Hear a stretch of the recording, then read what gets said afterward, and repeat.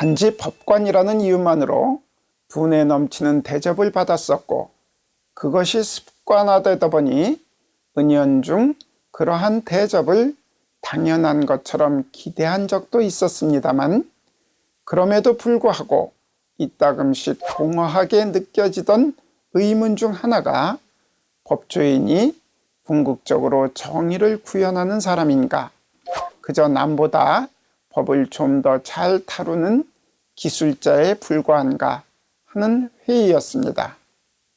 일반화시킬 수는 없겠습니다만 전반적인 업계의 계속적인 불황에도 불구하고 거액의 수임료와 성공보수를 받으며 호황을 누리고 있는 업계의 일부 특정 분야, 특정 변호사들이 정의의 사도라기보다는 유능한 법기술자라는 이미지를 갖고 있는 것을 부정하기는 어렵습니다.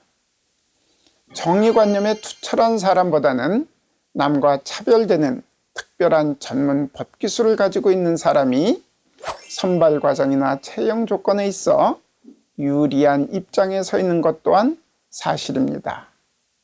무소불위의 권력을 행사하다가 어수선한 탄핵 정국의 소용돌이 속에서 언론의 스포트라이트를 받고 있는 몇몇 분들이 법조인 출신이라는 점 또한 이와 같은 이미지 형성과 무관하지 않습니다.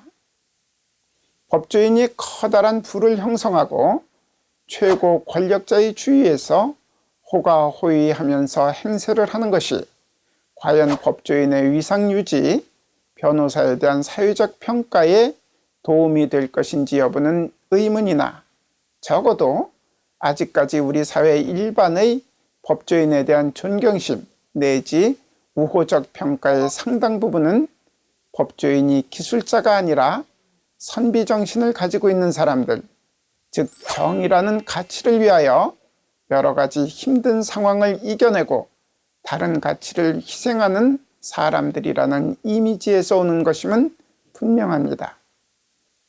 얼마 전 작고한 남희근 선생은 저서 논어 강의 중에서 이릉이 손무에게 답한 글 중 소장 담당 관리가 그 내용을 멋대로 짓는다는 의미의 도필질이 농기문묵이라는 부분을 인용하면서 정치에 종사하는 사람은 공무처리 경력이 오래되고 정치에 종사한 지 오래되면 법에 헌해져서 오로지 그럴듯하게 문서를 꾸미는 것만으로도 사람을 해치거나 죽이기가 칼보다 쉽다는 것을 알아야 한다고 경계합니다.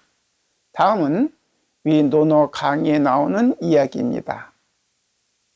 과거 중국인은 소송 제기를 별로 하지 않았는데 그런 가운데서도 특히 소송 제기를 좋아하는 사람을 송곤이라고 불렀다고 합니다. 어떤 사람이 칼로 살인을 해서 소송이 제기되었습니다. 살인은 큰 죄로 피고인은 벌로 목숨을 내놓아야 할 형편에 이르렀습니다. 그런데 송곤이 피고인에게 접근하여 1,000냥의 은을 주면 무죄로 빼주겠다고 하였습니다.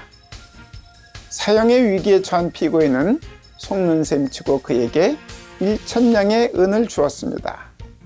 송곤은 그 은을 받고서 발송한 공문을 빼내어 칼로서 살인하다의 로서에 해당하는 용자를 휙 던져서 라는 뜻의 솔자로 고쳤습니다.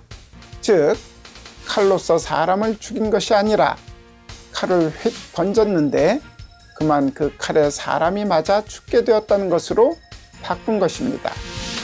피고인은 살인의 범위가 없었던 것으로 인정되어 무죄를 선고받았습니다.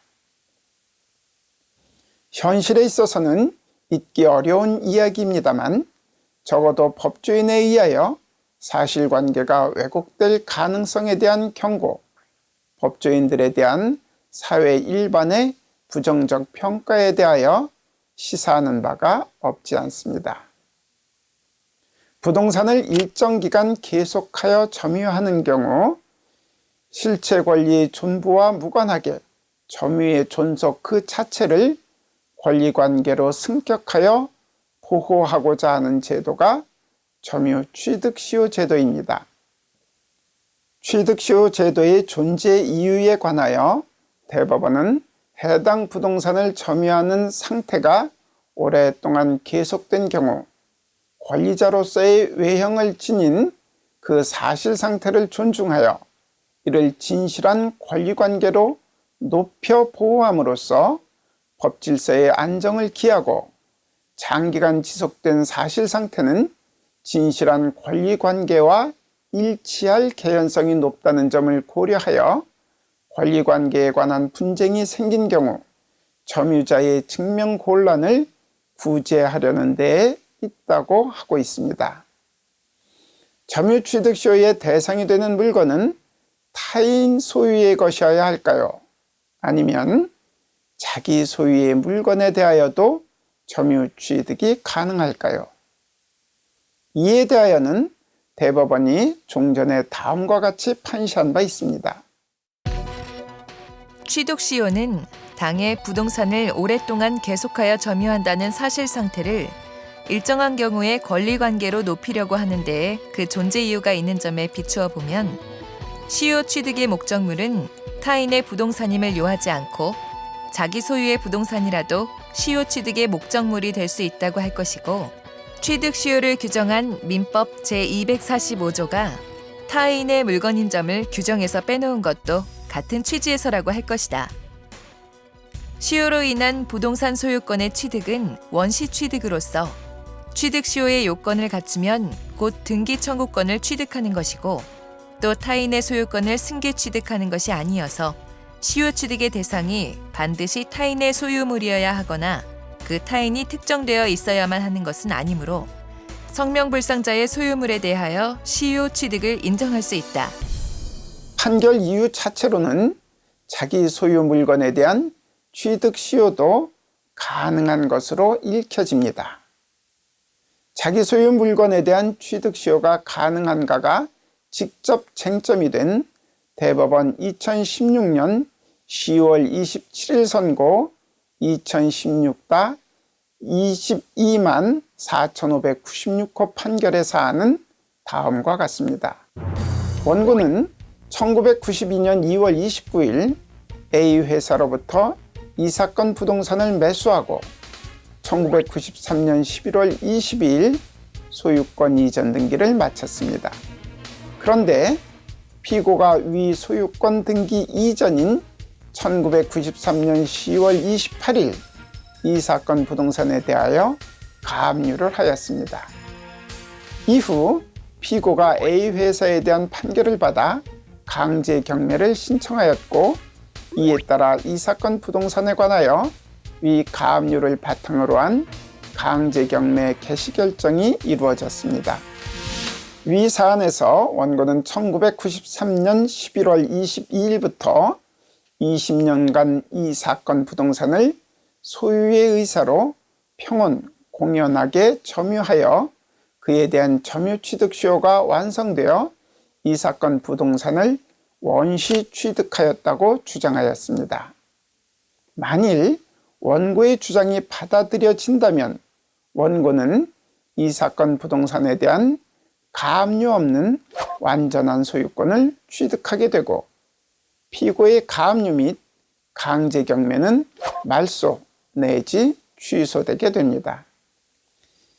이와 같은 경우 당초 가압류가 된 상태에서 소유권을 취득하였고 그 부담을 승계한 자가 이미 자신이 소유하고 있는 부동산에 대하여 오로지 가압류의 부담에서 벗어나기 위하여 취득시효에 의한 새로운 소유권 취득을 주장하는 것이 기술적으로는 몰라도 과연 정의관념에 부합하는가 하는 근본적인 의문이 제기됩니다. 이에 대한 대법원의 판단은 다음과 같습니다. 부동산에 관하여 적법 유효한 등기를 마치고 그 소유권을 취득한 사람이 자기 소유의 부동산을 점유하는 경우에는 특별한 사정이 없는 한 사실 상태를 권리관계로 높여 보호할 필요가 없고, 부동산의 소유 명의자는 그 부동산에 대한 소유권을 적법하게 보유하는 것으로 추정되어 소유권에 대한 증명의 곤란을 구제할 필요 역시 없으므로 그러한 점유는 취득 시효의 기초가 되는 점유라고 할 수 없다. 다만 그 상태에서 다른 사람 명의로 소유권 이전 등기가 되는 등으로 소유권의 변동이 있는 때에 비로소 취득 시효 요건인 점유가 개시된다고 볼 수 있을 뿐이다. 원고는 이 사건 부동산에 관하여 소유권 이전 등기를 마치고 그 소유권을 취득하여 그동안 소유자로서 이를 점유하였다고 할 것이고, 뿐만 아니라 원고의 점유 취득 시효 주장은 자기가 소유하는 이 사건 부동산에 대하여 소유권 취득 이전부터 존재하던 가압류의 부담에서 벗어나기 위한 것에 지나지 아니하여 사실 상태를 권리관계로 높여 보호하거나 소유권에 대한 증명의 곤란을 구제할 필요가 있다고 할 수 없으므로 원고의 이 사건 부동산에 대한 점유를 가리켜 취득 시효의 기초가 되는 점유라고 할 수 없다. 이 사건에서 원고 대리인의 주장을 앞서 본 소원권의 억지 사실 왜곡과 견주어 논의할 수는 없습니다. 대법원은 사안을 달리한다고 하고 있으나 종전 대법원 판결이 자기 소유의 물건에 대한 취득 시효가 가능한 것으로 읽힐 여지가 없는 것이 아니고 의뢰인의 이익을 위하여 최선을 다하는 것이 변호사의 책무이자 직업적 정의인 이상 오히려 이와 같은 법리 구성 및 주장은 변호사에게 당연히 기대되고 요구되는 사항이라고 할 것입니다. 그럼에도 위 판결을 읽으면서 법이 추구하는 바가 과연 정의인가, 법조인이 과연 정의를 구현하는 사람인가, 법기술자에 불과한가 하는 평소에 가지고 있던 의문이 들어 남해근 선생이 인용한 도필지리 농기문묵이라는 말과 함께 다시 생각해 보았습니다.